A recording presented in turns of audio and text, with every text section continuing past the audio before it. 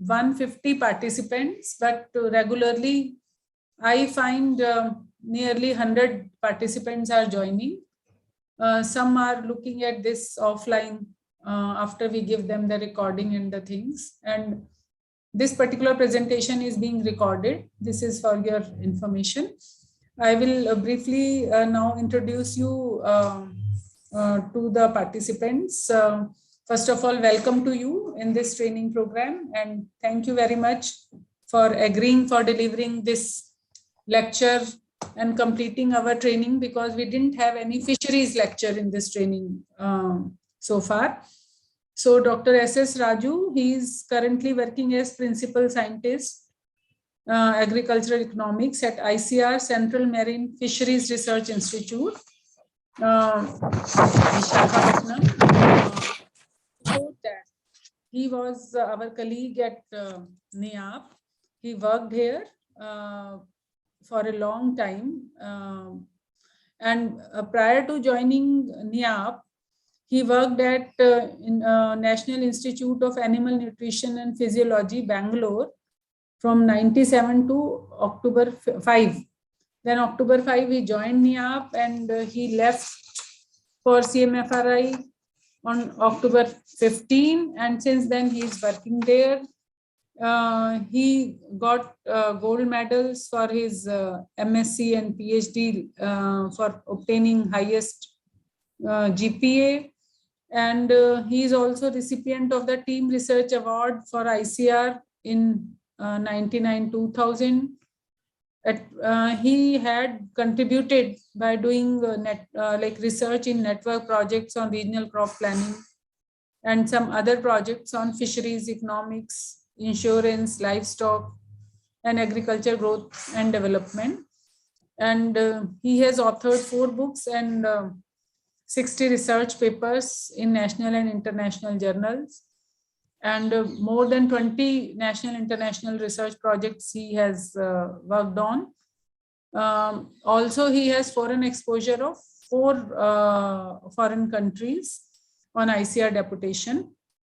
So from last 7-8 years, he has been working on this fisheries sector at CMFRI. So we decided to have lecture on estimating economics of marine fisheries in India. So Dr. Raju, now you may please deliver your lecture. Thank you, madam, for your nice introduction. Good afternoon, all the participants. So am I audible? Am I audible?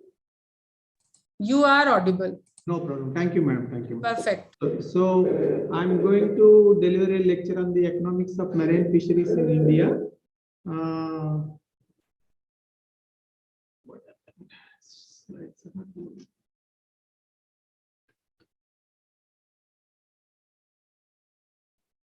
Madam, slides are not moving.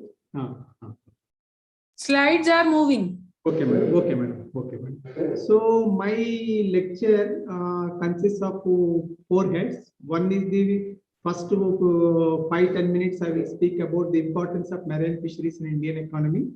Then I will give brief details of economics of marine fishing operations that consists of both capture fisheries and culture fisheries. In capture fisheries, mechanized fishing and motorized fishing and non-motorized fishing.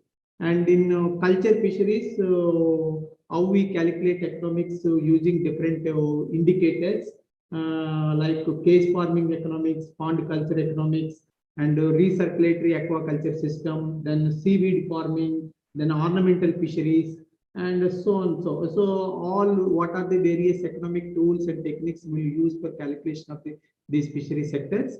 And another thing, we will see the financial feasibility of the projects also by using the discounted techniques and undiscounted techniques. And undiscounted techniques like rate of return on capital and payback period, how we will calculate. And in the case of the discounted techniques, we will use the net present worth and benefit cost ratio, internal rate of returns kind of things. How we will calculate, I will show you. Then another thing is the sensitivity analysis. Sensitivity analysis for addressing the adverse changes if at all any risk is involved in the projects, how we will calculate. That also we will do by discounting the future benefits by deducting 10% benefits, 20% benefits, 10% benefit. We will give the some shocks. Then how the benefits will behave. Those things also I will explain how we have to do sensitivity analysis also. This is brief about my presentation outline. Then coming to the importance of the marine fishery sector. Fishery sector plays an important role in Indian economy. It contributes in terms of national income, exports, food and nutritional security, because this fish mainly consists of the protein and omega-3 fatty acid, amino acids, vitamins and minerals. So it will contribute a lot, and it is it's a cheap protein kind of thing, very cheaply available, and it is giving a lot of employment to the various sectors of it, like fisherman, labor, and fishery sector involve many industries, and the feed manufacturing industry. All these industries also generating a lot of employment. And the fishery sector also important principal source of livelihood for a large section of economically underprivileged. The most of these marine fisheries and everything fisheries, mostly it is targeting the below poverty line people. So they are getting the livelihood and employment kind of thing. And if you see the fishery sector as a whole, it is contributing 4.3% to the total agricultural GDP in 2011 and 12. Now it is contributing almost 7.28%. This is the fisheries GDP to fisheries contribution to the agricultural GDP.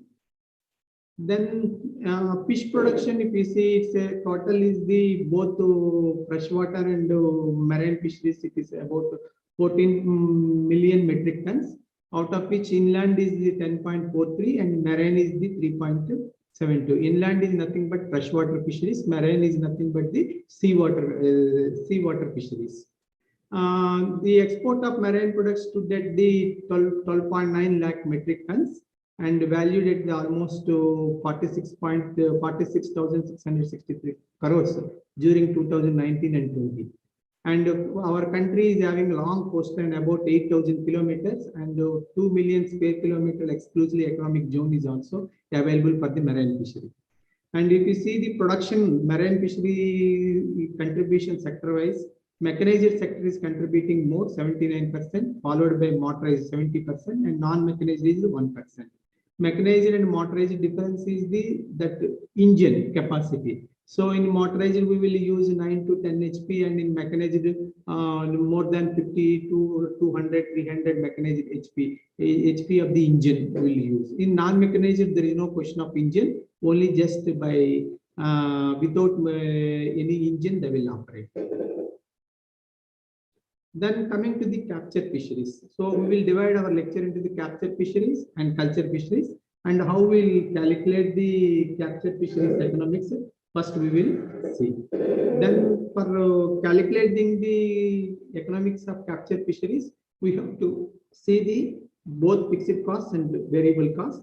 Fixed costs are nothing but the expenses that are met even if there is no fishing and are recurring in nature. So without doing any fishing also, once we start this operation, capture fisheries, this cost is involved. Example, we take taxes, insurance, and depreciation. And depreciation on the assets like your boats, nets, then engine, whether you are using or not. So those things will get depreciated. So usually we will calculate depreciation by using the economic life of the asset.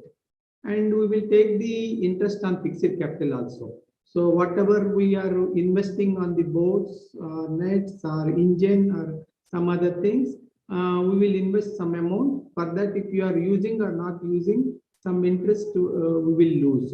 So this interest rate we will calculate by whatever this national banks are charging for the long-term loans. That interest we will take to calculate the interest on fixed capital. Then variable costs.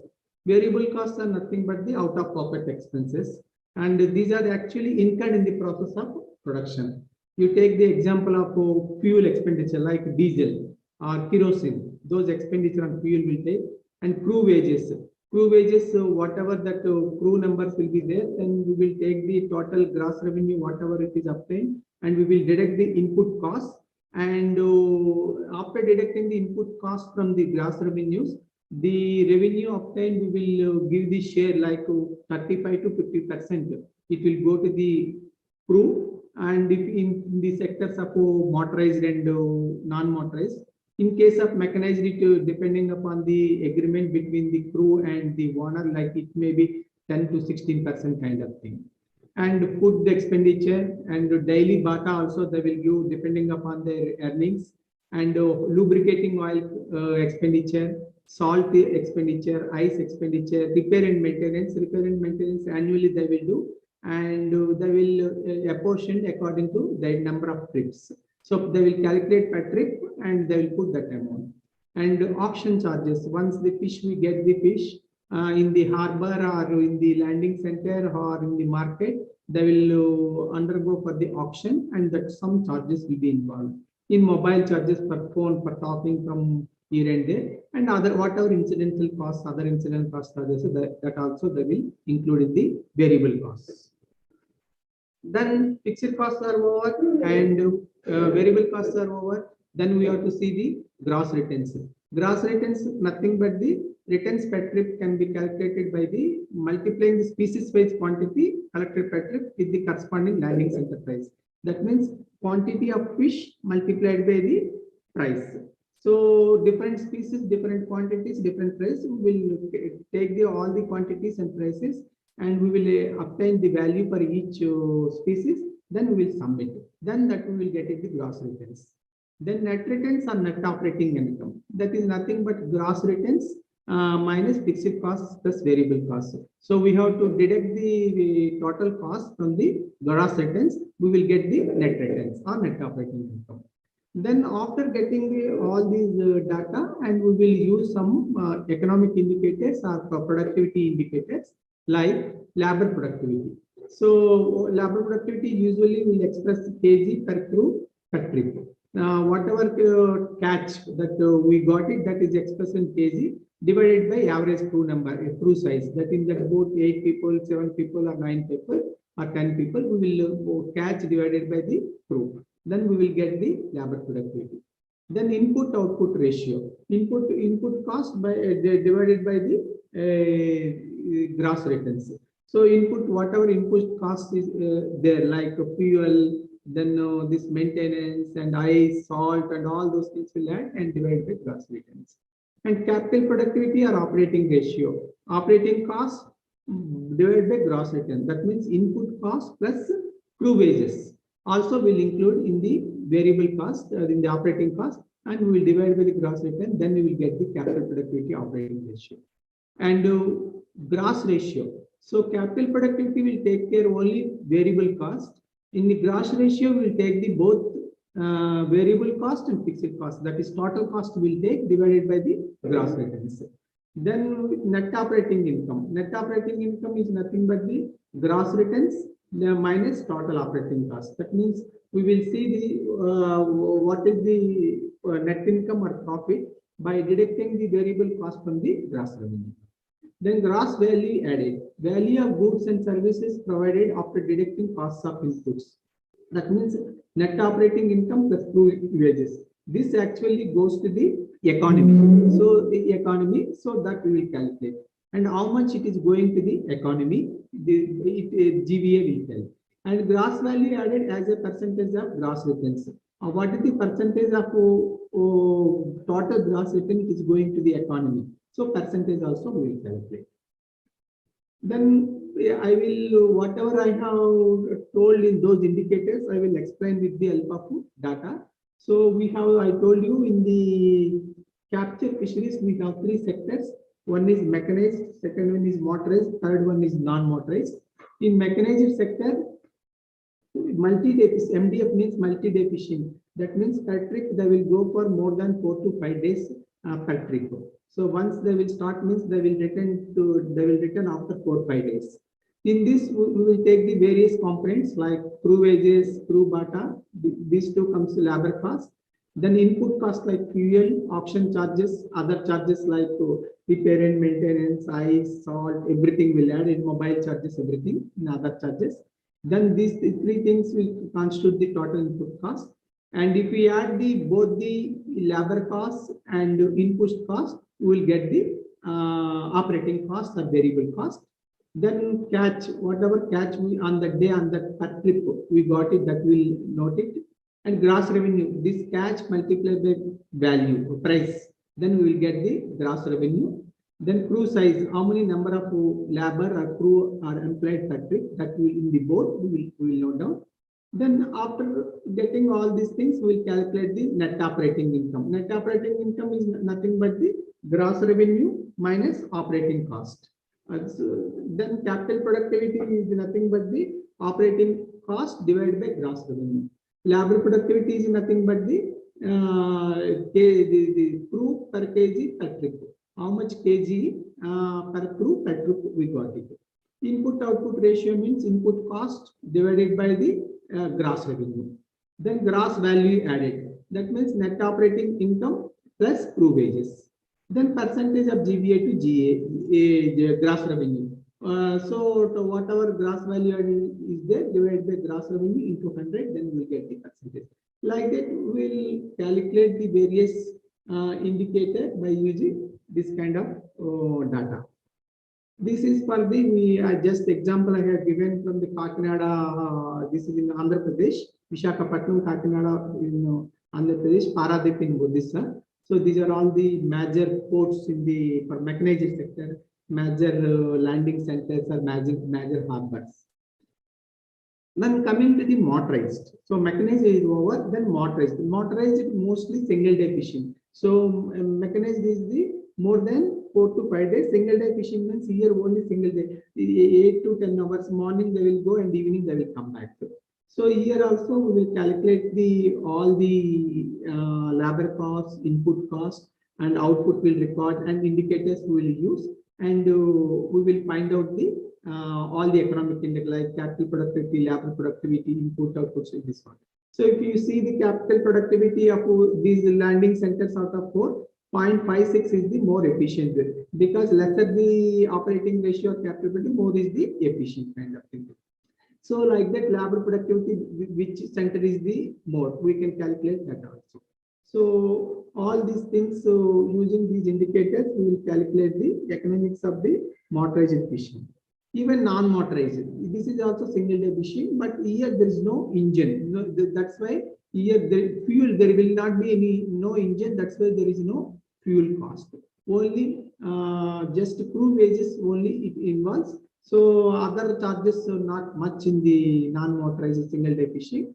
So we will calculate, and this net operating, capital productivity, labor productivity, input output ratio, because there is no inputs here, no fuel kind of thing, nothing is there. That's why input output share is not much.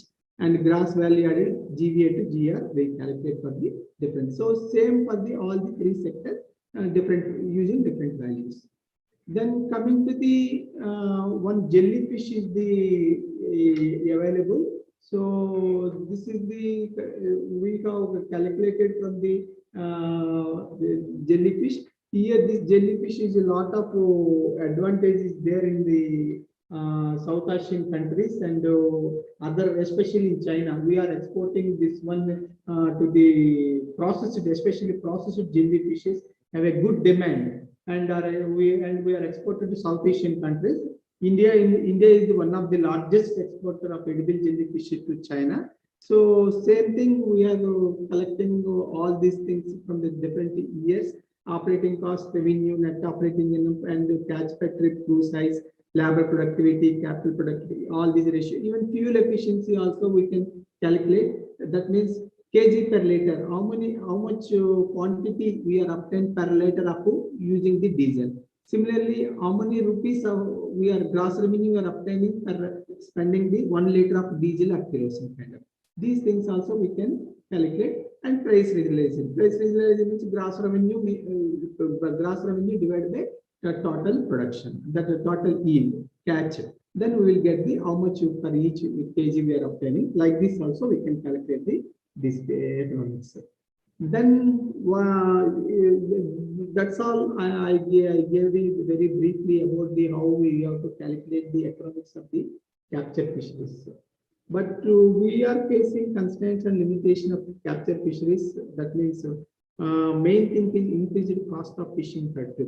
This is mostly due to diesel prices. Nowadays, 100 rupees per liter means earlier it was 40 to 50 like that was there and subsidy was there. Now diesel prices, fuel prices are increasing anything like. Then nowadays most of these mechanized boats they're stopping because of the diesel prices. They are not able to meet the expenditure with the revenue. Then that is the main reason. One is the increased cost of fishing factory and decreased catch. Nowadays in the sea or this one, there is a building of catch almost to flattening the catch kind of thing. Potential, whatever potential is there, almost we are able to exploit. That's why nowadays we are not getting much catch.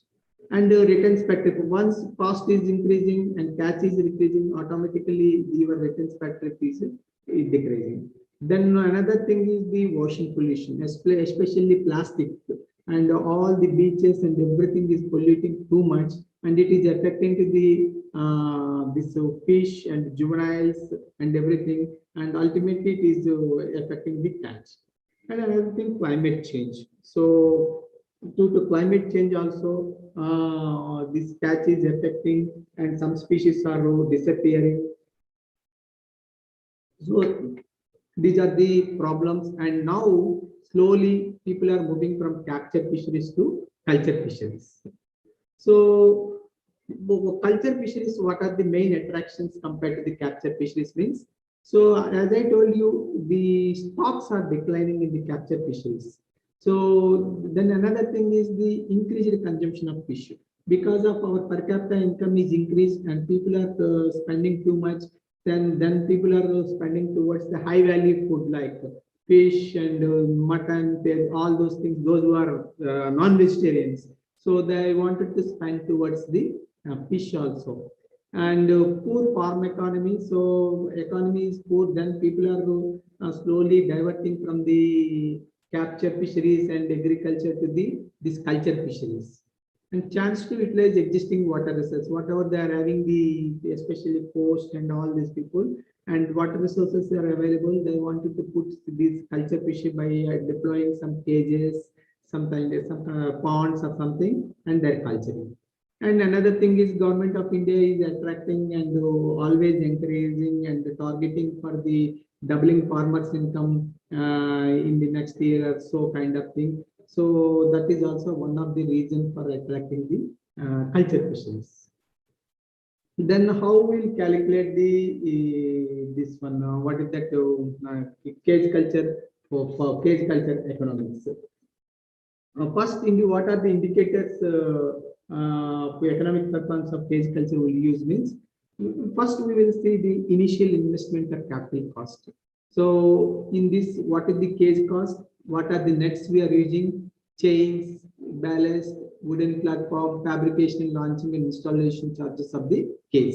These are the items required for the capital cost or initial investment for the establishing a cage farming or culture cage farming for culture of fishes. Then once this initial investment is over, based on the investment, we'll calculate the fixed cost. How we'll calculate fixed cost? Whatever the investment we are making divided by the expected life, then we will get the depreciation and we will add it, then we will get for all the items. Similarly, interest on fixed capital at the rate of 7% per annum. Whatever the existing bank rate is there, for that investment, we will calculate the interest. So both the depreciation and interest on fixed capital constitutes the fixed cost. Then once fixed cost calculation is over, then we will go for the variable cost. In this variable cost, we will see the what are the labor charges involved and feed per fish and seed. What is the cost of fingerlings means that the seed of the fish seed, how much, and cost of chemicals like probiotics, fertilizers, whatever we are using, those things also we have to take into consideration. And interest on working capital, because this is 8 months period or 10 months period, if it is there means some capital we are spending, for that we have to take the existing rate of interest. And other charges, like once we establish this cages or ponds, watch and ward and maintenance charges also required. Capture means nothing, that is natural resource, there is no need to watch and ward and maintenance kind of thing. But culture means we should be very careful, because we are incurring some expenditure. Then once everything fixed cost, variable costs are over, then we'll calculate total cost of production by combining the fixed cost and the variable cost. And the production of fish, we will note down. Gross revenue, whatever the production we got it, then we will multiply the price per kg, then we will get the gross revenue. Net operating income will calculate by gross revenue minus variable cost. Then net income or profit, that is gross income, gross revenue minus total cost of production. Then cost of production or break-even price, so we have to take the total cost of production and we divide it by the production of fish. Then we will get the cost of production per kg. And price realized, gross revenue divided by the production. Then how much rupee per kg we are getting. Capital productivity or operating ratio, as I already told you, for even capture fisheries. So this is nothing but the operating cost or variable cost divided by the your gross revenue. Break-even production, just if you that means there is no profit, no loss. At what point? That means you divide the total cost of production divided by the your price realized. So you will get this much number of kgs. So with that many number of kgs, you neither will get benefit nor profit kind of thing. If it case is producing that much quantity, so there is no profit and loss kind of thing. Then once that is over, then I will explain with the we have done some experiments in the Andhra Pradesh. So this is galvanized iron case culture of 5 by 5 dimensions. So here galvanized iron case cost, nets for taking fish, and for chains, shackles, mild steel anchors, and these are all different items for installing one case, and ballast, wooden platform, and nuts and bolts, and cage fabrication this much. So for installing one case of 5 by 5 incurs 1,36,400 rupees. So these are the persons to total investment. Major expenditure is the cage, 31%, followed by the nets. Rest of the things are the as follows. Then economic life also we have to take out. What is the cage life, economic life, net economic life, chain, cycles. By asking to the farmers, they will tell them based on experience also we can note down. Then once this economic life we know, then whatever investment divided by economic life, you will get the depreciation per annum. So you add all the per annum items and submit, and you will get the total depreciation on your investment per annum. So depreciation there we got it 20,600, and similarly interest on fixed capital we have to take the whatever amount is there. That means this 1,36,400 rupees. On that 7% interest you have to take it, and you calculate. Then fixed cost will come. This is the percentage to the total fixed cost. 68% depreciation, 32% the interest. Once fixed costs are over, then you calculate the variable cost. And what is the seed cost? That means fingerlings how much, and feed, that pellet feed, whatever you are feeding artificially, how much involved, labor charges, watch and ward, maintenance charges. Then these are the purposes. Out of all, for culture, this feed is the major component for the variable cost. Once fixed cost is over, variable cost is there, then total cost of production you calculate, revenue how much you got it calculate, and profit to the revenue minus cost of production, net operating income, gross revenue means variable cost, and cost of production you calculate it. Gross revenue means by cost of production by the number of pages, then everything you will get it. Price realized, gross revenue means number of pages obtained, capital productivity, then the annual rate of return to capital, that means investment to the investment to profit into 100 kind of, even break-even. Earlier I explained. Similar pattern you can calculate and you can I calculate the economics for the cage culture also. Then I explained up to this is the cage farming. Then briefly I will explain about the GI, this one, the seaweed farming. As we all know now, Government of India is giving lot of importance to the seaweed farming. Why it is giving importance means it's a source of main human food. We are using this seaweeds, we are using for the human food also, and fertilizers also, and industrial applications. Some chemicals we are by cultivating seaweeds, we can extract some chemicals. Even this is using in the cosmetic industries, and they are preparing some gums. And seaweeds they are also using in animal and fish feed also. Even biofuels also, because it contains cellulose content, and from that we can obtain biofuels also like this biodiesel kind of thing. Biodiesel, bioethanol, all these things kind of thing. But this from this cellulose means bioethanol we can extract. Biodiesel means oil seeds. Then how we will estimate the seaweed farming? Here I have given annual cost and returns of 25 seaweed high density polyethylene rafts. They will use raft culture for cultivating these seaweeds. So in this also same thing, we have to, what is the initial investment we have done? We have to first we have to document like rocks, nets, mooring, and blocks, chains, all these things, whatever total initial investment we will note down. Then the corresponding economic life also we have to record. Then once it is over, again fixed costs and operating costs. Fixed costs are nothing but depreciation and interest, and operation cost for this seaweed culture is the and mooring installation charges, seed material, labor charges, harvesting, maintenance, all these things, and cost of production will get it by adding the variable and fixed cost.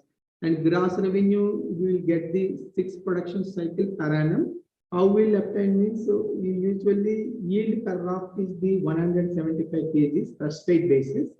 And after completion of production cycle of 45 days, we will get 175 kg of seaweed dry weight basis. And market price is roughly about 6 rupees per kg. And per year we can produce six production cycles. So totally 175 kg per raft, 6 rupees per kg, and 6 cycles, and 25 rafts. So by multiplying, we will get the 1,57,500 rupees. And you deduct this gross revenue minus total cost of production, net income will get. And you can calculate the profit margin also. That means cost of production by gross revenue minus 1 into 100. You can calculate the profit margin also. Break-in prices also we can see at what price we will not get any profit or loss. So here 6 rupees we are getting. That means 3 rupees 72 paisa up to 3 rupees 72 paisa. There is no problem. If you price if it comes below this one, then farmer or whoever cultivating he will incur loss. So here he is getting 6 rupees and break-in price is 3 rupees 72 paisa per kg of seaweed dry weight basis. Then I talked a little bit about seaweeds and cage culture. Then now another thing is the ornamental fisheries. So nowadays, many people, this is also one of the attracting to keep in the house or like aquariums and everything. So this is also very big market and lot of economic potential is added. So ornamental fisheries is the first one is the low cost of production and higher returns. So it doesn't involve much expenditure, and it gives at the same time higher returns. And short span of time, it will not take for production 1 or 2 months kind of thing. And ever growing demand. If you see these ornamental fisheries in the domestic market and international market, we have a lot of potential for ornamental fisheries. and it is giving lot of livelihood, socio-economic development for both rural youth and rural women. So this is giving lot of employment and livelihood kind of thing to the rural people. And another thing is we are getting a lot of foreign exchange. Foreign exchange we are getting through the exports. Exports we are getting. Mm.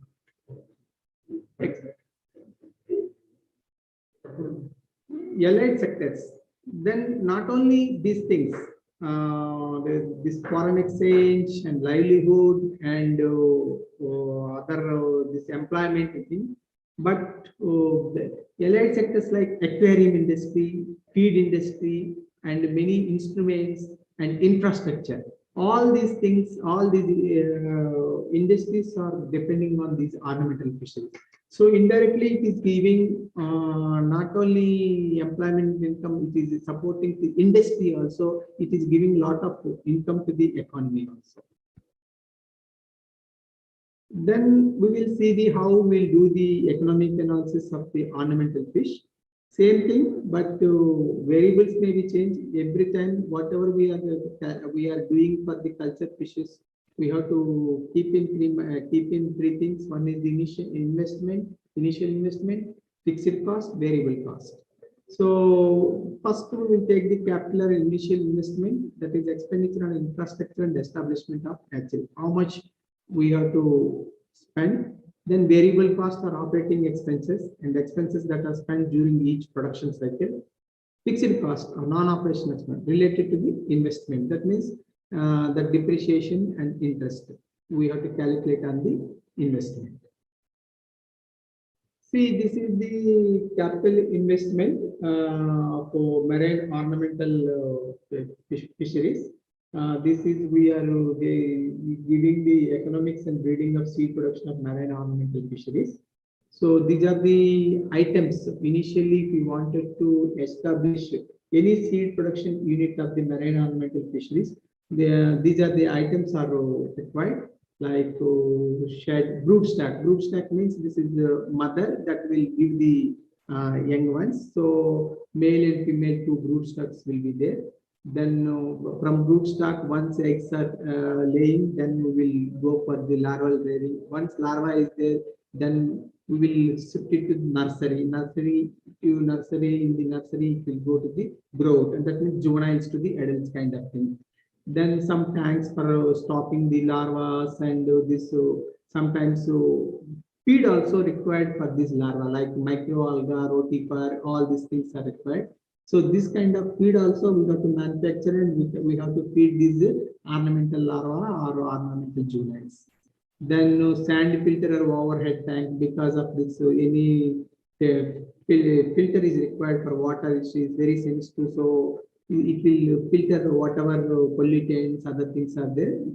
And water storage and RTVR, this is also feed for the growths and for irrigating the diesel pump, ozonator is required, and inverter, air pumps, all these things are various items are required for this one to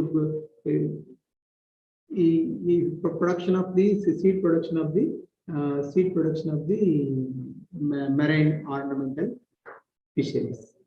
So we will get the total cost by calculating this one. This is the initial investment. Once initial investment is over, then we will calculate the variable cost by what are the items like broodstock fish or animal, feed, artemia, chemicals for microalgal, electricity, diesel, maintenance, worker salary, all these items. For year wise, we have to obtain the numbers, and based on these numbers, future will calculate the other ratios. Then next is the cost is over. Now returns. How we calculate the ornamental fish gross returns? First 6 months, once we establish the ornamental fishery industry, first 6 months construction and setup of the building, procurement of equipment, and collection and maintenance of products it will take, because those are the important for establishing the ornamental fishery industry. Then usually 6 broodstock pairs can be maintained in the hatchery. And at any time, there are 4 active spawning pairs to produce eggs for the hatchery operation. Each pair will spawn 2 times per month. That means 6 broodstock pairs, mother and father, that male and female will maintain. In that, 4 will be active, 2 will be sometimes inactive kind of thing. The spawning will not be there. So, each pair will spawn 2 times per month, like that we assume. And the average 400 larvae will be produced during each spawn by pair. One pair will produce 400 larvae, and survival rate of larvae to juvenile is the 50%. So 400 larvae per time it will produce, then 2 times, and 50% is the survival rate. What that means? We will get 400 larvae per pair per month. So the growth period from larvae to juvenile, that means larvae to the next stage, growth stage, it takes 30 days. So whatever 400 larvae is there, in that 80% is the survival rate, then 302 juveniles per pair will get. This will be the, we can market it, and it is sellable. So these assumptions also we have take, because whatever eggs are producing, and 100 eggs are producing means 100 ornamental fishes may not come because of their survival rate. They have to meet the various risk, various strokes and resilience and everything is required. So ultimately, we will get this many number of juveniles. Then we have to calculate the economics, kind of the economics of breeding a female. What revenue will get it?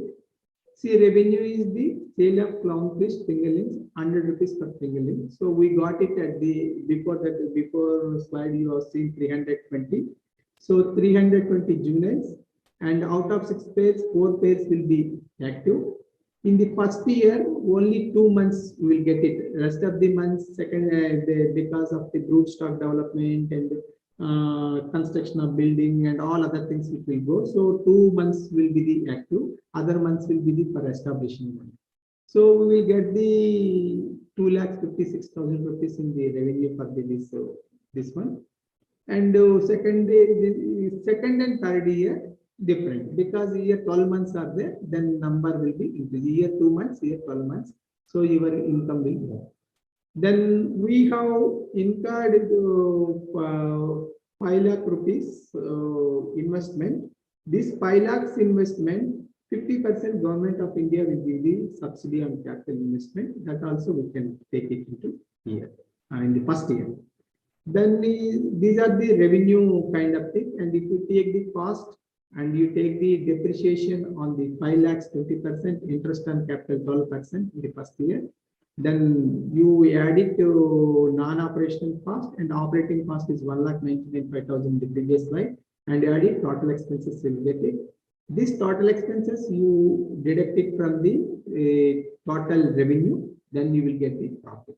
Similarly for second year and third year.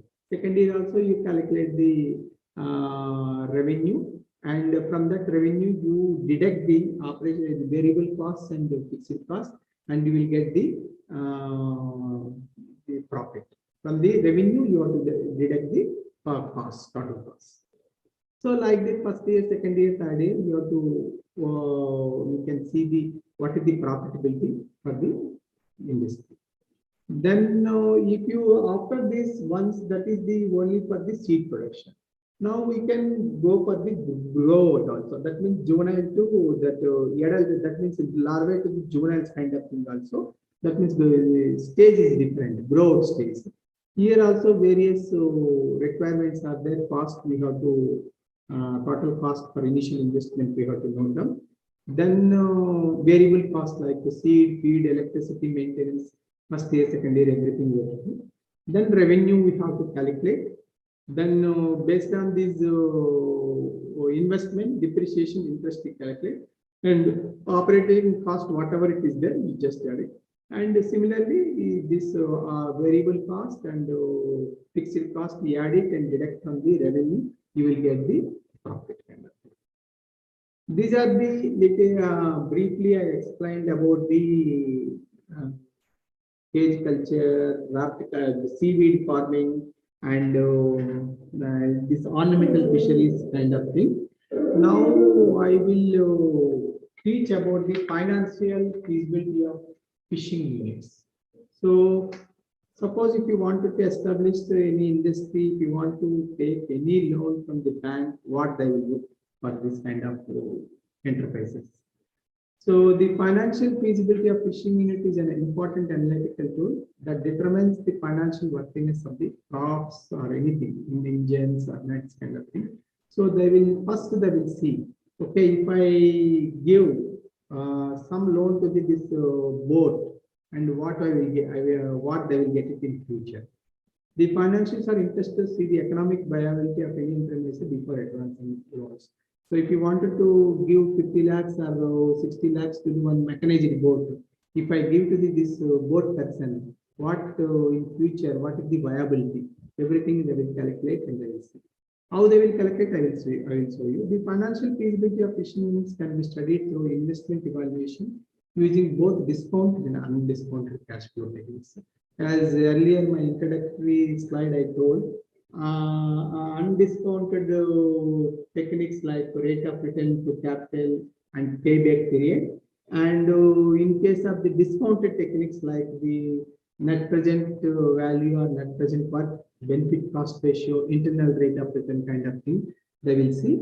And based on that, if it is ratios or NPVW is positive, DCR is the more than one, IR is more than interest rate, everything payback period is less than one, everything if it is there, then the financial will give the loan to the any enterprise person. You see, undiscounted cash flow techniques. I told you two techniques. One is the rate of return to capital that we usually will express in terms of percentage, and payback period in years. So rate of return to capital, how we calculate average annual cash flow divided by initial investment. In this case, example, you take 2,000 rupees and out of 10,000 is the initial investment. Then 20% is the rate of return to capital. Payback period, how we calculate initial investment 10,000 and flow is the 2,000. That means if you want to get back this 10,000 rupees at the rate of 2,000 rupees per annum, then it will take 5 years. So if it is lesser the payback period, more is the financially feasible. Then discounted, those are the undiscounted, because why we are undiscounted means here time value of money will not take into consideration. But in discounted cash flow techniques, we will incorporate the time value of the money. So that's why for this we will use some discounting factor. These techniques have a relative advantage since compared to the undiscounted techniques, since the expected future cash flows are reduced to single sum at a point of time by incorporating time value. Here in discounted play, time value of money is there. Different criteria what we are using for this calculating discounted cash flow techniques means net present value or net present worth, benefit cost ratio, internal rate of return. The NPV should be positive, DCR should be equal to or more than 1, internal rate of return should be more than the interest rate. So let us see first what is the net present value or net present worth. So to determine the present net worth of this scheme of cash inflows over cash outflows. Here inflows are nothing but the benefits, outflows are the costs. So the streams of cash flow should be discounted at the selected interest rate, because future time value of money, for that we have to use some discounting factor. That we usually that rate to World Bank usually suggests some rate, either 12% or 18% or 20%. That discount rate we have to take it for taking into consideration of the time value of money. So net present worth simply nothing but total cash inflows minus total cash outflows. Total cash inflows means benefits, total cash outflows means costs. So benefits minus costs, total benefits minus total costs. For an investment to be feasible, the NPV should be positive. This should be positive. If it is negative means costs are more than the benefits. Then coming to the benefit cost ratio.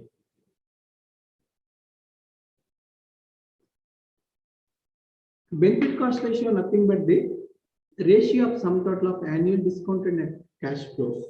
Here, annual discounted net cash flows nothing but the difference between the inflows minus outflows for the economic life of the investment.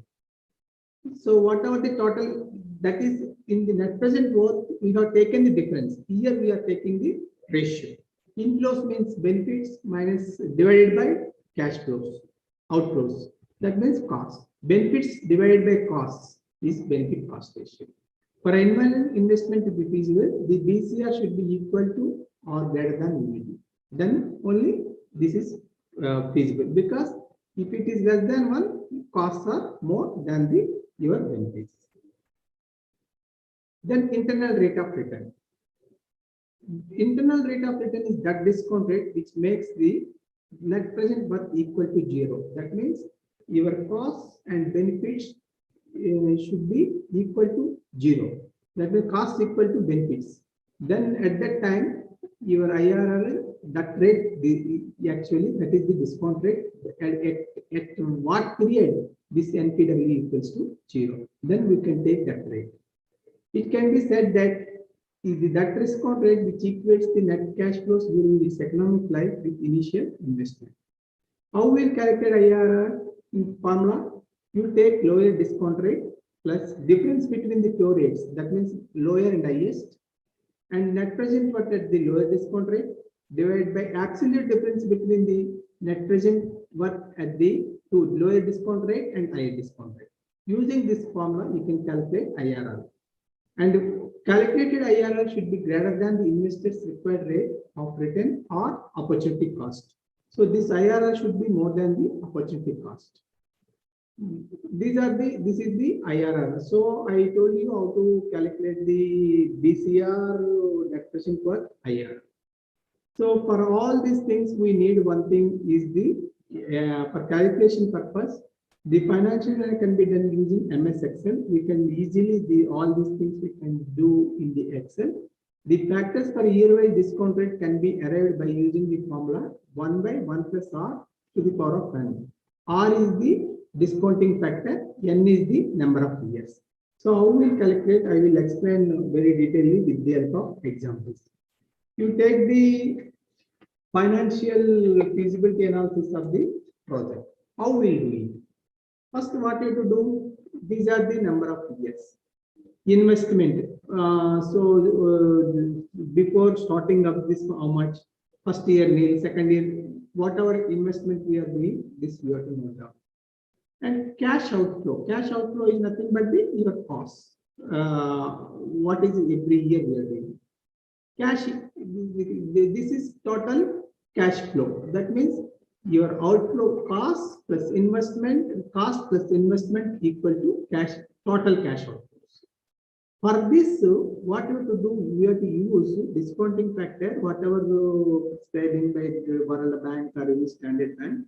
Discounting factor for the accounting the future value of money, we have to discount this money. So discounting factor, I already told you, you have to use 1 by 1 plus R by 100 to the power of n. That means in this one, how we get discounting factor 1 divided by 1 plus 20%. 20% means 0.2. 1.2 to the power of 1 year. This is it. Similarly, 1 by 1.2 to the power of 1. 1 by 1.2 to the power of 2. These are the discounting factors you have to calculate. Once you calculate this discounting factor, just you multiply total cash flow and discounting factor. Then you will get the discounted cash outflows. Once costs are over, then benefits also you record it. These are the benefits. These benefits you multiply with these discounting factors. Then you will get the discounted cash inflows.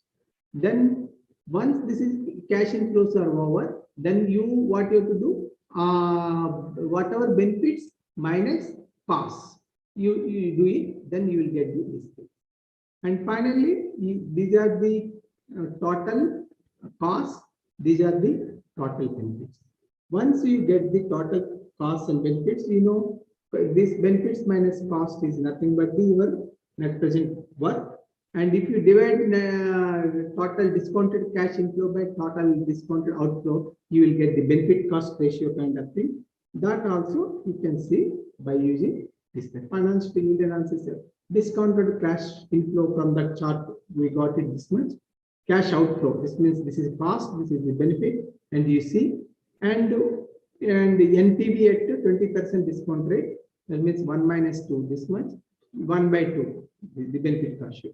Here this is positive, this is more than 1. So this project is feasible. If it is less than 1 and this is the negative kind of thing, then project is not feasible. Then similarly, we have done for one recirculatory aquaculture system. This is for marine finfish broodstock development. So how we did this financial performance and sensitivity analysis kind of thing, that also I will teach you. You can use for your teach also. Why this recirculatory aquaculture system we are using? That means management of water quality. Main thing is the water quality is the main important for maturation and breeding. Is one of the essential steps for broodstock management. Hence, recirculatory aquaculture system is required. If you want for breeding purpose, water quality is the main important. This recirculatory aquaculture system that will maintain the water quality. Once water quality maintains, then this broodstock will be very nice. Then that will give the lot of production, seed or junior, this fingerlings and everything. So for that purpose, this recirculatory aquaculture system is used. For that, we have done economic performance of the RES for broodstock maturation and breeding was evaluated. We have taken the orange spotted group of species. This is fish name, orange spotted group. And RES for marine fish broodstock development gives the potential of more economic returns. This RES is giving actually more economic returns. We have tested also this program. See, this is the actually that annual cost of RES for marine finfish broodstock development. So, if you wanted to maintain recirculatory aquaculture system means for egg production purpose, we have to invest like cement tank, electric pump, timer switch, sand filters, protein skimmer, all these things we have to use, and we have to incur almost 10,55,000 rupees. This initial investment. And out of all, this tank is the main component from the total cost. And based on this and their economic life, we will calculate the depreciation. And based on the investment, we will calculate the interest and we calculate the fixed costs also. Then once fixed costs are over, then what are the variable costs like labor charges, feed, electricity, all those things. Then both the things by adding variable costs and the fixed cost, we arrive at the total cost of production for this RES for marine broodstock development for egg production purpose. So once that is over, then we have to see the revenue. Okay, this much we have invested. What is the use of this RES? So we have estimated annual gross returns for this recirculatory aquaculture system for this marine product broodstock development, like this orange spot group of fish. First year, this many number of eggs produced. Second year, third year, fourth year. Then we gave the value. How we gave? The estimate of gross returns was with an annual yield multiplied by an assumed market price of 10,000 eggs to be finite piece. So this many number of eggs produced in the year one. So 10,000 eggs of orange spotted grouper equal to rupees 500. This is market value. So that value with this egg production we arrive this value for each year. That orange spotted grouper, how much first year, second year, third year, fourth year, gave the number of eggs and that value. So this is the gross returns. Once we get the gross investment, already I told you 10,55,000, and total cost of production is nothing but fixed cost and variable cost. And by deducting the this minus this, you will get it the gross returns. Similarly, gross returns minus total cost of production, net returns will get it. Once everything we get it, then we will estimate the NPV at the same what I told you in the earlier slide for discounting rate, the financial feasibility. Same procedure we use it for NPV, BCR, and payback period, IRR, everything. In this case, see the NPV at the rate of 20% discount rate is positive, benefit rate ratio is more than 1, and return on investment more than 100, and payback period is less than 1, and IRR, because these are all positive and more than 1, automatically IRR is more than. So all these indicators is economically feasible and is profitable. And based on this, we have done sensitivity analysis also. So suppose, if at all, why we should use this sensitivity analysis? Sensitivity analysis is very important for economists, and how to do it, I will demonstrate. And first, understand why should we do the sensitivity analysis. This is simple technique to assess the effects of adverse changes on the product. Okay, earlier in the previous slide, we told this much benefit is every year we are getting gross returns like this. Suppose if something is happened to the some changes like any risk or any uncertainty, what will happen? It involves changing the value of one or more selected variables and calculated the resulting change in the net present value, benefit cost ratio, IRR. So we will give these some shocks. If it is benefits or benefits, if it reduces by 10% or 20%, 10%, then what will happen to the NPV, BCR, and IRR? Whether that much whatever it is, the stroke is there, that will absorb or not. And costs and benefit streams across the project time period anticipated is required. That means data main over a period of time. What are the various costs? What are the various benefits that over a period of time is required? This can be done to ascertain the project feasibility at very different stages. Why we are doing sensitivity analysis means one is the increasing cost of capital. So, like we are seeing the many projects, we will start 20 years or 30 years back. At that time, some estimate, and future that cost will increase because of the rate of interest also. It will fluctuate. Escalation of cost due to different risks involved. Cost also sometimes raw material cost will increase or some other thing is increased, and cost also will increase.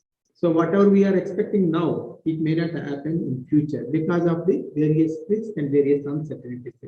Sometimes yield uncertainty, sometimes technological uncertainty, sometimes prices may crash. We are expecting that I told you 10,000 X we will get 500 rupees, but in future we may not get it. So due to some competition or some technology or something, the prices we may not get 500 rupees per 10,000 X. We may get only for 200 rupees or 300 rupees per 10,000 X due to the various technological or some other parameters. So at that time, what we do?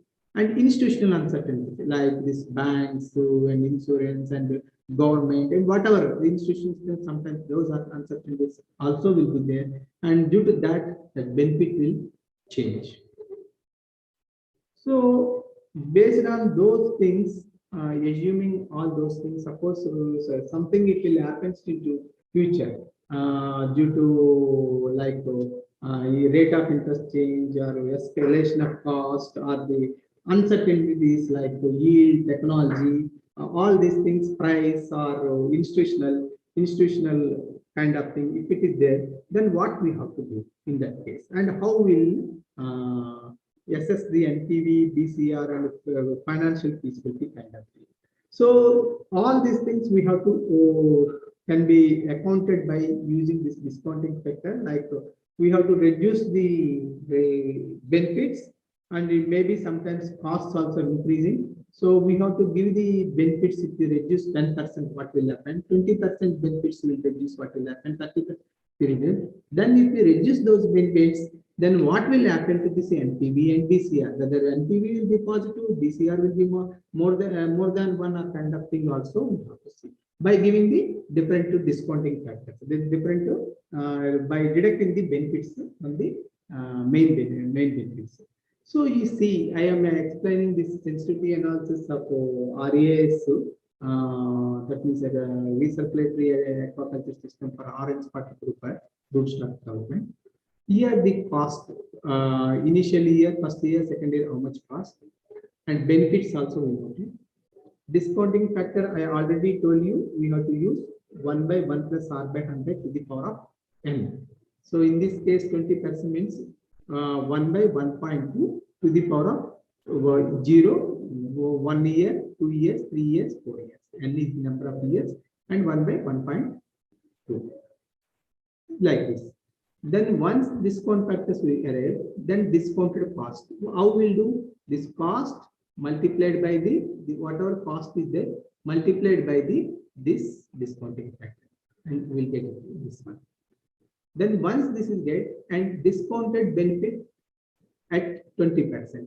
That means these are the costs we have done. Now this benefit, whatever benefit is there, for that you multiply with this factor, then discounted benefit. Once discounted benefit is over, then we will see if you reduce 10% on the benefit. So if you suppose this is the original benefit, in future some uncertainty or some risk or something if happens, so this benefit may not get it, then we will reduce 10% benefit. This 10% will reduce, and for this again you have to multiply with the discounting factor, and you see the discounted benefits. But this is 10%. Similarly, reduction in benefit of 20%. Out of this amount, 20% you reduce it. What is happening in the 20% the benefit? Then discounting factor you use it, and this 20% benefit will come like 30%. After calculating original is this much without giving any this one shock, like reducing 10% benefits, 20% benefits, or 30% benefits. The NPV and DCR is like this. NPV is positive, DCR is 2.5. Suppose if I reduce 10% of benefits from the main benefits, the NPV will become like this, and DCR will be reducing. And if you reduce the 20% of your benefits, then NPV is like this, and DCR is like this. Still, if you go for 30%, this NPV is like this, and DCR is 1.75. This one is even if you go for, in this case, even if you go for 30% reduce the benefits also, your NPV will be positive and DCR is the more than 1. So if you, this kind of analysis, if it sensitive, this is the advantage of sensitive analysis. So in future, what will happen? If you reduce some benefits, what will happen? If you increase some cost, what will happen? NPV and DCR. Then by seeing that we can understand the nature of the project. So based on those sensitivity analysis, inference main thing is, in countering the uncertainties, the production benefits team can be sensitive by ex-ante approach of reducing anticipated project benefit estimate 10%, 20%, and 30%, keeping the project cost unchanged. Here, we have not changed any project cost. We assume that in future, we may get some uncertainties. For that, what we did, whatever benefits are there, from that we have deducted 10% benefit, 20%, 30% deduction of the benefit. Then we calculated the net present value or net present worth benefit cost ratio, and they indicate that the system can withstand risk even to the tune of 30% reduction in the production due to the different uncertainty. Why? Because even 30% case also, our NPV and positive and DCR is the more than 1. That's why even if you give the 30% reduction in the production benefits due to different certainties, there is no problem. The NPV and DCR at 30% rate reduction in the production in the project benefits thing were found to be Indian rupees that 15,65,000 and 1.75. You have seen the last one. This NPV is 15,65,489 and benefit cost ratio is the 1.75. That it is. So 30% reduction of the benefits also it is giving more NPV and DCR also more than one, and this is positive. So this is the there is no problem, and it can withstand the stroke up to 30% kind of reduction in the benefit also. That also this project has. Thank you very much. If you have any doubts and any clarification, you are always welcome. Dr. Raju, Yes, thank you very much. Some questions are there. okay. You can see the chat box or we can read it for you. Chat box, shall I open? Yes. Okay, 9 questions are there. Implementation in agriculture, benefit cost of gross returns divided by total cost or net return or divided by total. Here, the benefit cost ratio is nothing. You can unshare your screen. Unshare. Stop share. Yes. One. Yes. So people can see you. Okay.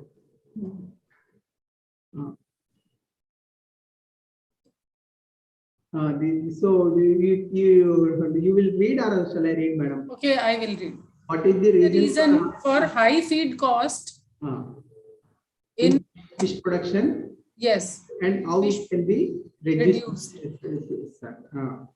So main thing is the feed is not only in the fish feed, everywhere the main thing is the feed. So what we have to do, we have to see some non-conventional feeds also. If these are the conventional feed usually we are doing and the cost is incorrect. If you explore some sort of a non-conventional feeds also, if it is having high rich protein kind of thing, then we can incorporate, like I told you, some seaweed. If it is economically viable, and if those things kind of thing, if we incorporate, and we can reduce the feed cost. And at the same time, sometimes subsidies are required, or sometimes expansion of the feed manufacturing units. All those things are there, means we can reduce the feed cost. Next, in agriculture, benefit cost ratio is equal to gross return divided by total cost or net return divided by total cost. No. Actually, any benefit cost ratio, we have to take the total returns minus the total costs. That means that too, you have to take the discounted cash inflows divided by the discounted cash outflows. That means total discounted benefits by total discounted benefits by costs. Like that you have to do. That means inflows by outflows. You don't take net return. You have to take the gross return only. Next, IRR also can be used for evaluation of a project. Exactly, correct. So we can use internal rate of return also along with this benefit cost ratio and this net present worth. IRR also we can trial and error method we use it where NPW is equal to 0. At that rate you have to take into consideration for the opportunity cost calculation of the capital. Next.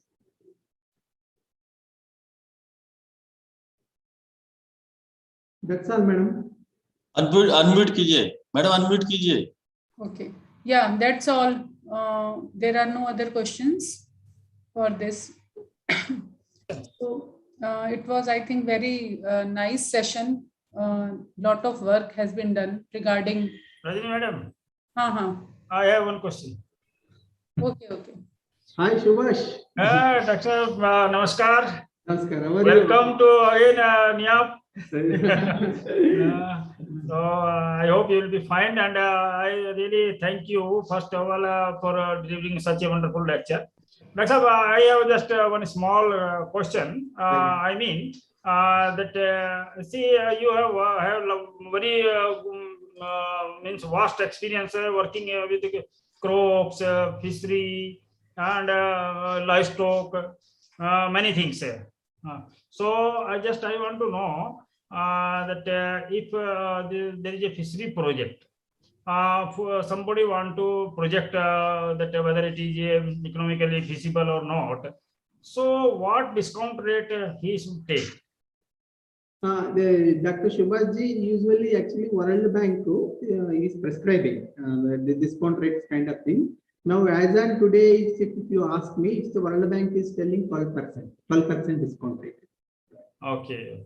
Discount rate. If suppose if you wanted to calculate the time value for future time value of money, just you take that R. I told you now 1 by 1 plus R by 100 to the power of n. Or you can take 12%. 12% Subhaji. No, Dr. Sahab, for this 12%, is there any means some thumb rule behind this that why 12%? Why not 14%? Like that? Because I told you initially when I am doing this one, we are usually following the standards of the World Bank. World Bank for calculating this discount rates. So whatever they are prescribing, then we are taking those from the beginning onwards. We are taking from the World Bank rates. Okay. Thank you, Dr. Thank you. Nice to see you. After a long time. Yeah. Namaskar, Dr. Raju. Namaskar. Hi, Kemchandji, how are you? I left NCAP and you came to the NCAP. Sitting in your old institute, actually. Achha, you're sitting in? In your old institute, I'm sitting here. Oh, okay. now this is your institute now. nice to meet you. So you left Kajri and came. Huh? Yeah. So how are you? Fine, sir. Fine. Very good. So now Dr. Khemchand will deliver the talk. So okay. I have to leave. So you are most welcome and he is also working on the area which you left, risk analysis. Oh, acha. Very good. So, good area. So not only the institute which you left, but also area in which you were working. Okay. So I will request, first of all, I would like to thank you, Dr. Raju, for agreeing to deliver this talk. I requested you about this talk only, I think, a week back. You agreed to deliver this talk because we were missing this fishery component in our lecture. So I thought it will be appropriate and benefit some of those who are actually working in this field. So thank you again for part of resource persons for this training. And I will now request Dr. Subhaschan to welcome our next speaker and also introduce him.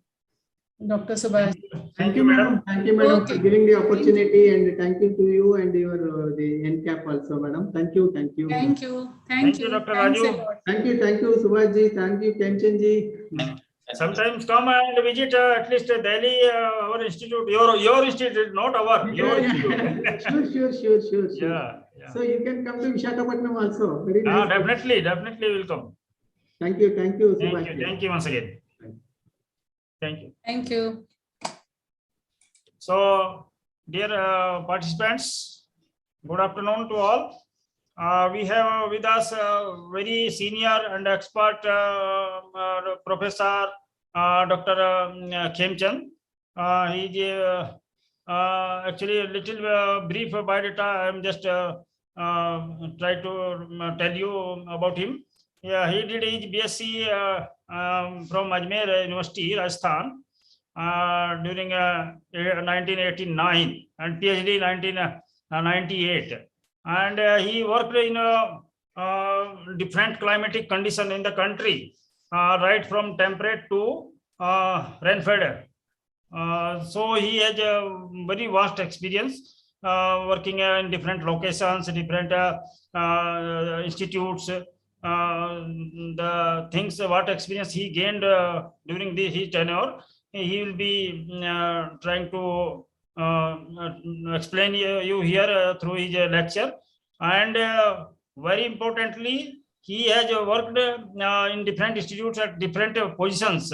He was head at Jhansi, IGFRI Institute, and he also worked as a director of that institute even more than 1 year.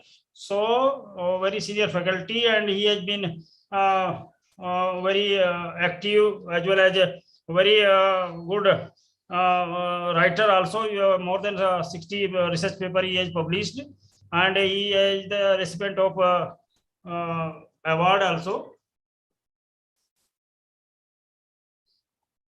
That is Dr. R.T. Doshi Prize, which is given by IRA, and he has attended many training programs, and even conducted many capacity building programs. So he has a good experience in the research as well as the capacity building program in the country, and we hope that you will enjoy his deliberations. Participant will be benefited through his experience. Presently, he is working on the risk management on crop in India, and he will be taking that lecture for you. So, Dr. Khemchand, we welcome you in this session on behalf of our organizing committee to deliver your talk. Dr. Saab, now floor is yours, please. Go ahead. Thank you, Dr. Savas. Thank you very much.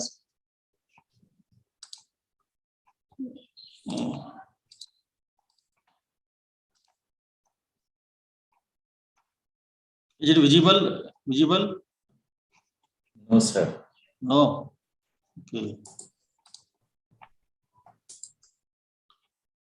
Share the screen.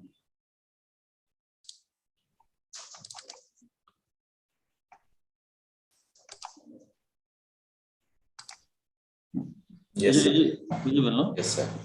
Now visible.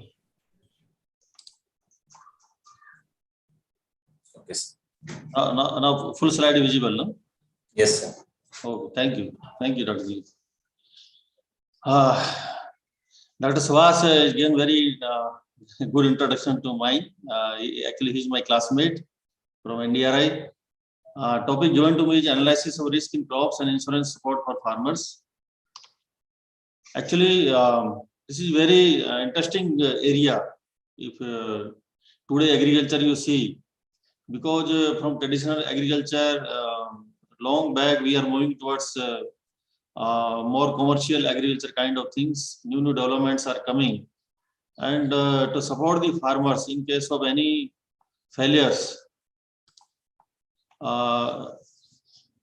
insurance support is must actually. Actually, farming is a risky venture, and due to various weather and market forces, it requires insurance support. It requires. Then the risk and uncertainty in crop production impact not only the food security, but have direct impact on income and poverty in the farm households. And farmer insurance markets could play an important role in fostering agricultural development, increased productivity, and improved security in India.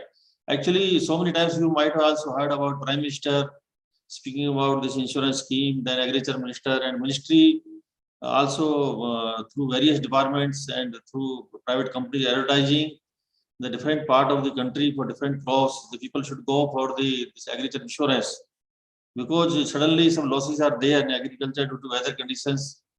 There is great loss to farmers, and it is very difficult for the government to compensate to the farmers from different funds they have. So the government wants that people should go for the agriculture insurance, and for that, lot of facilities is being provided by the government of India. This is the chronology of the important insurance schemes in India from 1970 to 78. There are so many developments, and now in the end from 2016 onward, the Prime Minister Fasal Bima Yojana. This is a totally revised scheme based on the experiences, past experiences, failure or success of the various schemes. Government of India started this scheme, this Pradhan Mantri Fasal Bima Yojana, and every year they go for some reforms in this scheme. You can see its website also. Prime Minister Fasal Bima Yojana, where until 2019 it was mandatory for lonely farmers, but now from 2020 now this is not mandatory actually. Hello.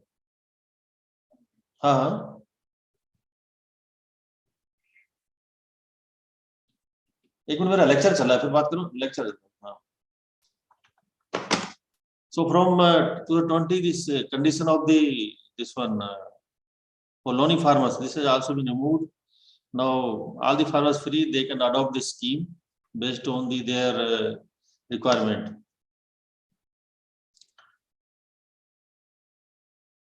Actually, premium rates. Now recently, government what they did, the uniform premium rate of 2% for the kharif crops, 1.5% for the other rabi crops, and 5% for the other commercial horticulture crops.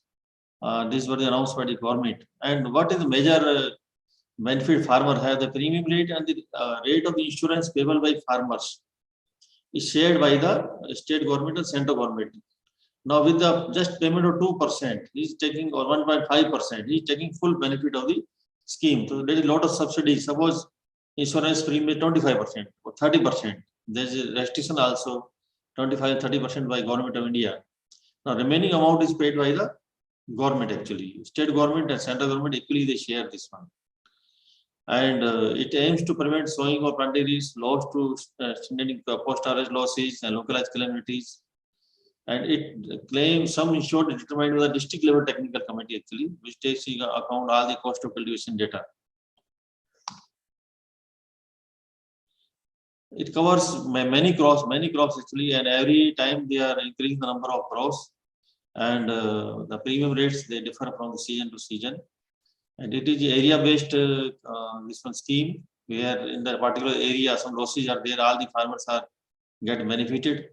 And there is emphasis on the use of the innovative technology also.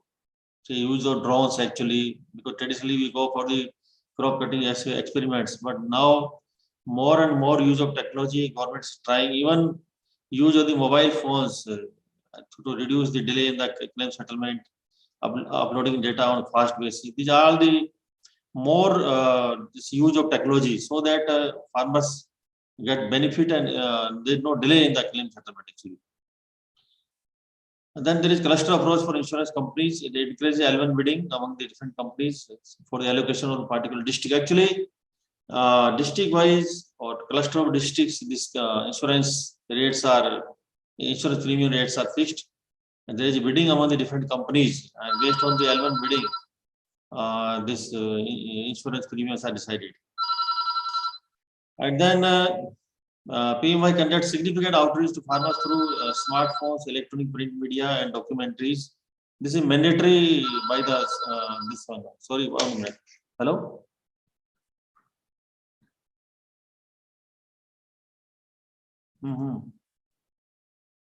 Madam थोड़ा lecture चल रहा है, फिर बात करता हूँ. 5 बजे तक चलेगा. मैं देखता हूँ मैडम, लेक्चर खत्म हो जाए फिर देखता हूँ.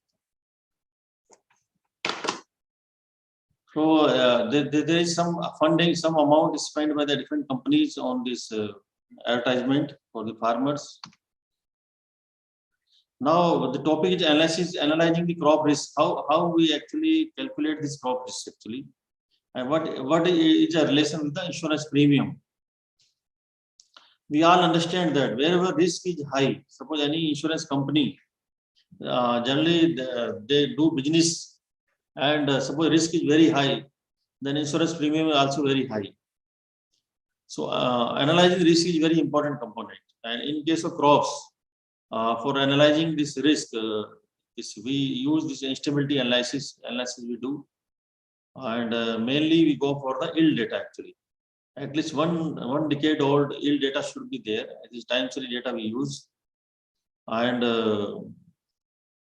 we found that from the different analysis, we found that wherever assured irrigation is there, better infrastructure facilities are there, and if farmers are cultivating crops suitable to the particular climatic condition, then there is instability index value is low actually. It means premium rate should be also be lower for these regions where crops are grown on the basis of agroecological zones, what are recommended crop farmers are growing. But now what happening? That farmers are, in many areas, farmers are growing crops that are not suitable to that area actually, agroclimatically, agroecologically, but sometimes returns are very high, risk is also very high. That time what happens, the insurance company are loser actually. Suppose suddenly losses are there, then insurance company are the loser, or indirectly you can say government is also losing a lot of money. Now this ministry wants that crops with higher instability index and agroecologically unsuitable crops grown in harsh agroclimatic condition could be discouraged by charging comparatively high insurance premium. Actually, government want to discourage the cultivation of the crops in the areas which are not suitable for growing of those crops actually. So there are different studies, and NIAP is also working on some of the studies where one task is given to calculate this risk analysis of the crops for different regions, different districts of the country, and recommend some method how this insurance premium should be there for the different regions, different zones, because insurance premium cannot be same for the particular crop for the country as a whole. In some regions, the area which are more suitable for that crop, there we can say this premium will be lower, comparatively lower than the area which are not suitable for that crop. These are some of the analysis we did for few crops, for cereals, pulses, oil seeds, and cash crops. This is a state-wise analysis we did. And the ranking of the states based on the instability, crop instability data. Now, but from practical point of view, I will again say we need district-wise analysis actually, because from calculating the insurance premium, districts are more important, and decisions are also taken based on the districts also, district only. So we are working on the districts also for the different important crops for all the districts of the country. Suppose say wheat may be grown in 100 districts. So we are working out the risk or instability analysis of the wheat cultivation in the 100 districts. These are some of the graphs which shows that how in different crops, different states, the instability index is there. Say in case of the say paddy, wheat, fulminated barley, these are the cereal crops. These are the states with different variation in the instability index. Say in Bihar, paddy, this instability index is highest instability compared to other states. Similarly, for the palm millet, say in Andhra Pradesh, the instability index is very high. So these are the some of the information regarding instability index for different states and for different crops. This is for important pulse crop actually. Say the tur RR crop and chickpea crop, say in Maharashtra, this is very high. RR crop, the instability index is very high. But for chickpea, say this one, Madhya Pradesh, it is very low value for the instability index. Low value means we can say that area is suitable for the that cultivation of particular crop actually. This is for oil seeds actually. Say rapeseed, mustard, groundnut, sunflower, soybean. This is Andhra Pradesh, very high instability for groundnut crop actually. Gujarat is also very high actually. So in many areas you will find that instability index is very high for some crops, and some areas the values are lower. So premium rate will also vary according to, but ministry wants the premium rate should also vary according to these instability index values. This is for the cash crops for cotton and sugarcane for different states. Now, how to calculate actually this crop? Which what our main aim is? How we should calculate it, and how it is linked with the crop insurance. The first step is to collect the secondary data actually for the crop yield. Or say we have this nowadays online websites are there, and then otherwise we have statistical update of the states, agricultural statistics of the particular states, or website of the Directorate of Economic Statistics. You will find crop data from these websites. This time series data actually. At least 1 decade data we must have. If 2 decade data, then it's very good, because sometimes what happens that there are some new districts created by some states. So you may not find data more than 7, 8 years, 10 years. Some states all districts you will find 20-year data also. So you see the districts and the sites and collect at least 1 or 2 decade data. Now, there was one method given by Cuddy and Della in 1978, calculation of instability index, where CV, this coefficient of variation, everybody knows how to calculate it. Nowadays in Excel sheet or in different analytical tools, you can calculate it and multiply it by square root of the 1 minus R square. R square is the coefficient of determination. So this is a very famous method used by many researchers in many articles for working out instability index of the crops. But there are some other review also there. Dr. Ramesh Chand, who is the now member Niti Ayog, and Dr. Raju, our earlier speaker in this training program, they wrote a paper in 2009 in Indian Journal. I given this reference also. You can note down this reference. Indian Journal of Agriculture Economics, Instability in Indian Agriculture during different phases of technology and policy. There they suggested the standard deviation of the this one yield in the this one current year divided by the back year. So these values we get. Now we calculate the standard deviation of this series of the data, and at the series fluctuation more, the ratio of the YT1 plus and YT will also fluctuate more, and there more deviation will be there. So this is also one of the method. Many people use this method also for calculating the stability index. Both method you can use, either this one or Cuddy-Della method. Now, the information on instability worked out will provide the base to classify various crops as most suitable, moderately suitable, less suitable to particular environment in different districts of the country. Now, thing is that what ministry wants, or these policy makers, they want the information from the researchers that country has over 100 districts and we have instability index data. Now we have to divide into 3 categories, classify into 3 categories: the more suitable, moderately suitable, less suitable, so that premium rates should also vary according to these data. Now the different set of premium may be suggested based on the vulnerability analysis and national priority. Again, there are other parameters also. So national priority. As country want to enhance production of pulses in oilseed crops, these crops should be increased through subsidized insurance premium. Suppose instability index value are high for pulses in some districts, but these are our oilseeds, but these are our priority crops. We want to enhance the production of these crops. Here, government may not go for high insurance premium. Here, they may give more subsidy actually. But the crops with high instability, vulnerability, and less suitable to particular region, not a national priority, they want to discourage these crops through subsidy on the insurance premium actually. We use this cumulative square root frequency method of stratification for classifying the districts into more suitable, moderately suitable, less suitable actually. And these 3 categories will indicate a data range of yield stability which different districts will be categorized. I will just show you the Excel sheet.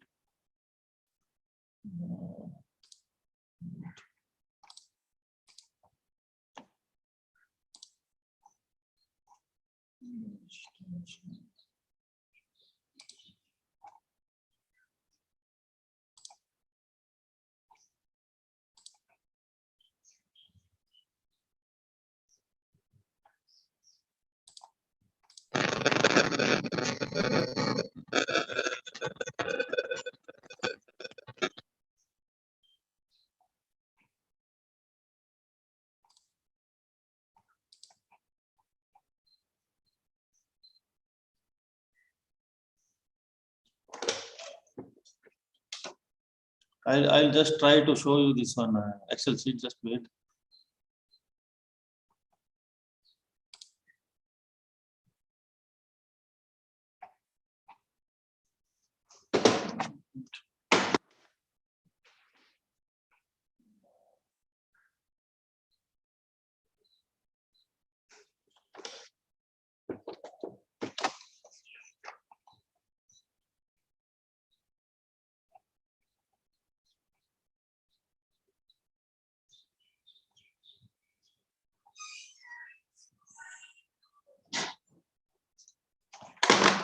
प्रभाव बताना Excel sheet कहाँ से share करेंगे इसमें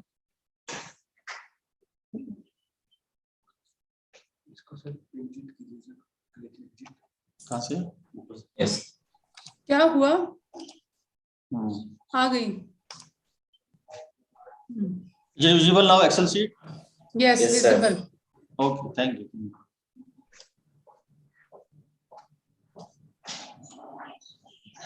This is one of the example I want to give here. This practical analysis we did for working out this crop stability index and classifying into different categories actually. This is one example of this sunflower crop. And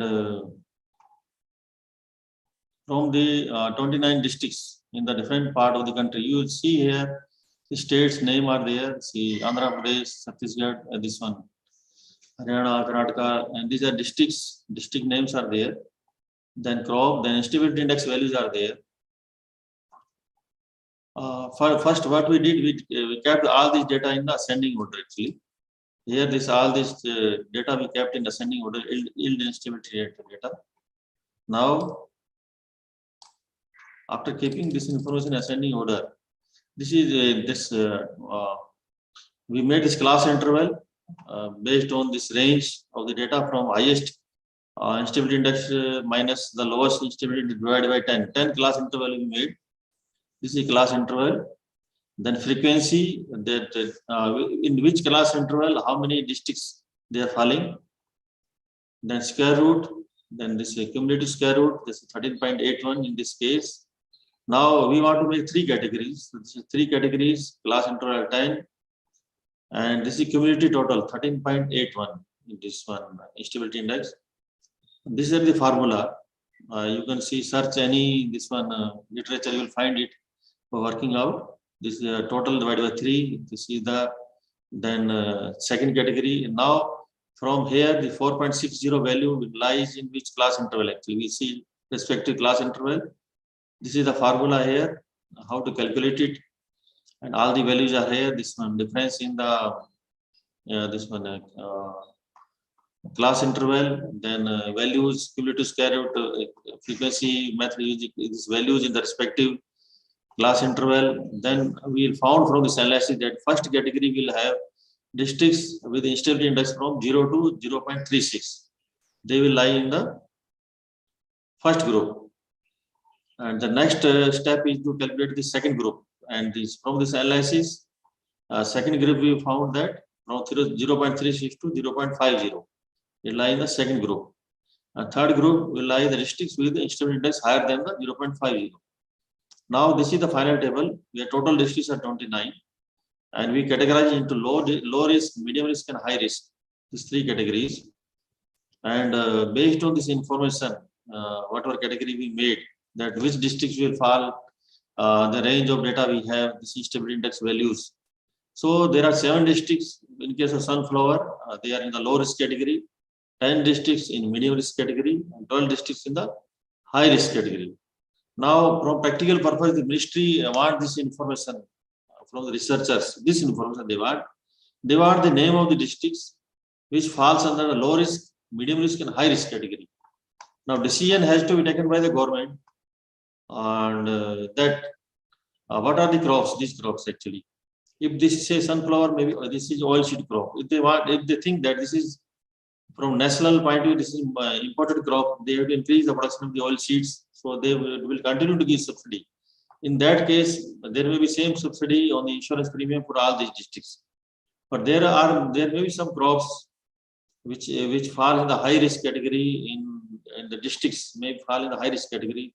There they may not give subsidy to those farmers or those districts, to discourage those farmers actually, so that people should shift to the other crops. Many examples are given, say in the Ramanathapuram district of Tamil Nadu, people are going for the paddy cultivation, and underground water is not sufficient to grow the rice actually there. The ministry wants to discourage that paddy cultivation in Ramanathapuram district, because they have to go for ministry losing money on account of the insurance premium actually, because that area is not suitable for paddy cultivation, and government wants to discourage this paddy cultivation so that people go for some of the crops which require less water actually. So through directly they can't stop the people from growing the paddy cultivation, but through this insurance premium, discouraging subsidy or deducting subsidy or reducing subsidy, they want to discourage the farmers, so that this companies also not loser. And overall business of this insurance, this should go on, and country also should be benefited through cultivation of some of the crops which require less water actually, and our underground water resources are not depleted fast actually, because in many places we have seen this same thing in Bundelkhand also. The trend is that area is more suitable for the pulse crop cultivation that require less water actually. but due to high profitability, people are shifting to the paddy cultivation. The water level is very low actually in Bundelkhand. If you go for insurance of the paddy in that area and heavy losses are there, then this insurance company, they will be loser, government will be loser. So like in this area where government is more interested, people should go for oilseed pulse crop.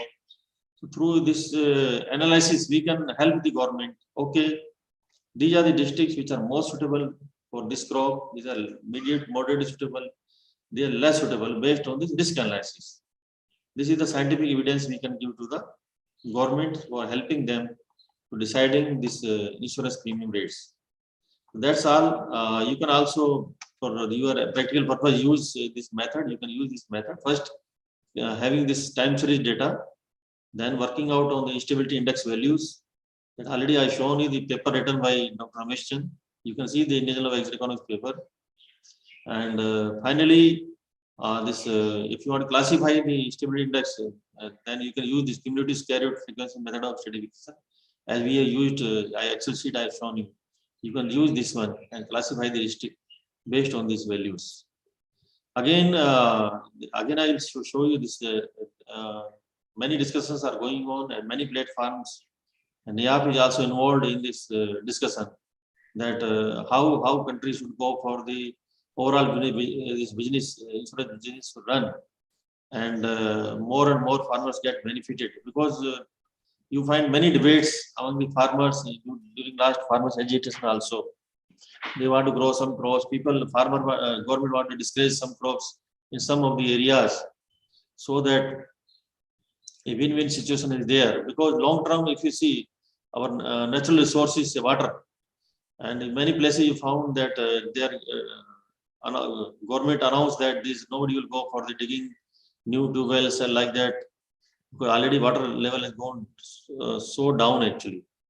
So there are many ways government want to discourage farmers for going for the high water requiring crop or where risk is very high. This was some of the methodology I shared with you regarding risk analysis. Thank you very much. Thank you. Okay, Doctor. Okay, sir. Thank you. Achha. First of all, Doctor, thank you very much for sharing your experience. Just I have one small question. You have made an Excel sheet this class intervals. Yeah. 1 to 10. Yeah. When there is a frequency 0 for 1 to 3. Yeah. So why to make this many class? That is my clarification.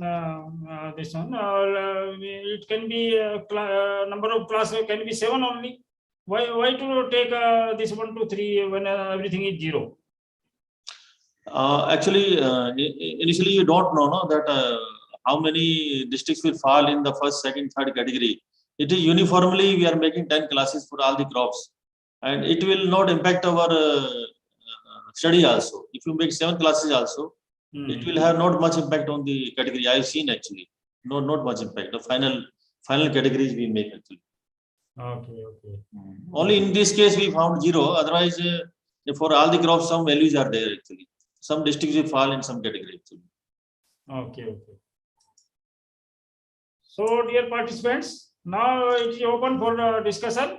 You can post your questions. Sir, there are some questions in chat box as well as question and answer. Okay. The first question is, sir, what is the criteria of classification of instability, like low, medium, and high?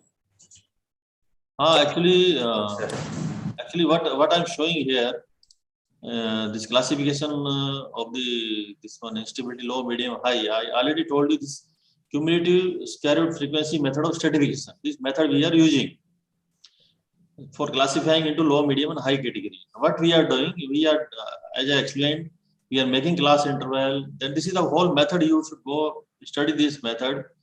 We are making frequency, then square root frequency, cumulative square root frequency. Then these are some steps to calculate the low, medium, and high risk category. The steps you follow. Sir, can you share this Excel data sheet? Because this is a new method for us to classify the data based on cumulative frequency. Sure. I will share this, or we can mail also. This Excel sheet. I have no problem. I'll tell This to. will help us. Dr. Saab, you can give to Dilip this your PowerPoint presentation as well as this Excel sheet so that they can have the experience of calculating this thing and they can do one small exercise. Sure, no problem. That's why I'm showing this Excel sheet with the original data, original practical data from the different states, different districts. So I will share, no problem, and I will ask Dilip to mail to all the participants. If he find any problem, he can share my email ID also. So anytime if somebody feels any problem with calculation, he can just mail me. I will help him. Thank you. Sir, another question from Dr. Silva. How many years of data will be collected for best result to calculate the instability? Yeah, very good question. At least we should have one decade data actually. At least 10 years data we should have, because the problem is that in many states some new districts are created actually. Then you don't find sometimes 7-year data, 8-year data. Then we should go for whatever data is available. Otherwise, in case of the old districts, you will find 10 years data. The best is to get 10-year data. If you find more more for analysis, you can go for 2 decade, but at least 1 decade data we should have, at least. Okay, sir. So there is no question. Dr. Swas, sir. Dear participants, sir, Dr. Khemchand, you unshare your this screen. Unshare, please. Right now. So, dear participants, somebody lifting a hand. What is your question? Please speak. Chandresh Guleria. He is unmuted, sir. You can speak. Okay. So, if there is no question, no sir, more what question question is there, sir? What is that? Please. Actually, I want to know, sir. One thing, whatever sir Khemchand sir has shown is mostly it is a field crops based like pulses and cereals. Sir, what about the vegetables crop? Because we can see that there is due to some climate change or recent days, there is some loss in vegetables also. So in that case, how will calculate the instability index, sir? Because getting the data also it is somewhat it may be difficult for like unlike the field crops. So in case of vegetable crops, sir, so in which way we should calculate? For working out this instability, actually, you should need time series data actually. Time series data is must. For 1 or 2 year data, you can't, because I know where in case of vegetables, you have the harvesting at different stages. Sometimes 3 times, 4 times picking is there. So we should have at least we should have data actually. So it is the data problem. How because government is also now trying to expand this insurance scheme to as many crops, because there are demand from the people that there are high losses in the horticulture crops, vegetable crops actually due to this one climatic factors. Sometimes you will find total loss is there, and sometimes due to losses rates are very high in the market. So this is data problem actually. So government is trying to find different ways how we can include these crops actually. Data is must actually. Before without time series data, you can't calculate this one. Time series data is must. Okay. Any more question? If there is no question, so we can request some participant who can place the vote of thanks. David is there. Dr. David. Dr. Abhijit Devnath. Yes, sir. I just asked, sir. Just now. I have just asked regarding vegetables. Just thank to Dr. Khemchand. Yeah. Sir, On behalf thank you, of participant. sir. Of course, sir. Of course. Yes. I'm really thankful, sir. This is a very important topic at the practical point of view, because in the farmers field, mostly in my state, it is a small state, Tripura. So normally that unseasonal rainfall, the rainfall is very high in the northeastern states. Like it is like that 24,000 millimeter, 2,400 millimeter. So above to 2,000 millimeters. So there's a main problem is comes to the vegetables, the crop losses. Last year, sir, this season in potato also there is a huge loss due to unseasonal rain. So based on that, we have also helped to the department to calculate the losses.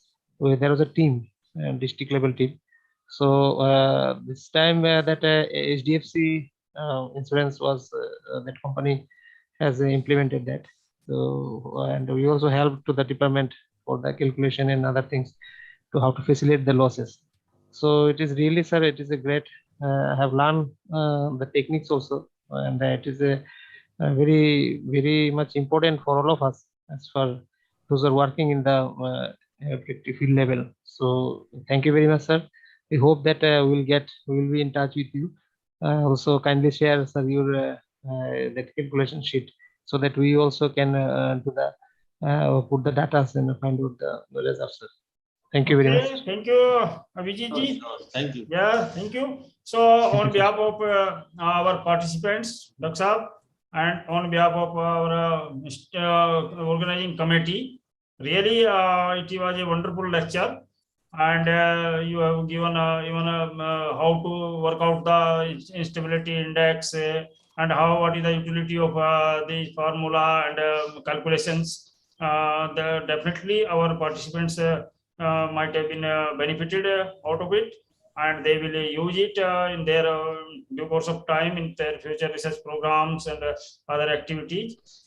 We are really thankful to you, and we thank you, our heartfelt thank you for delivering such a wonderful lecture.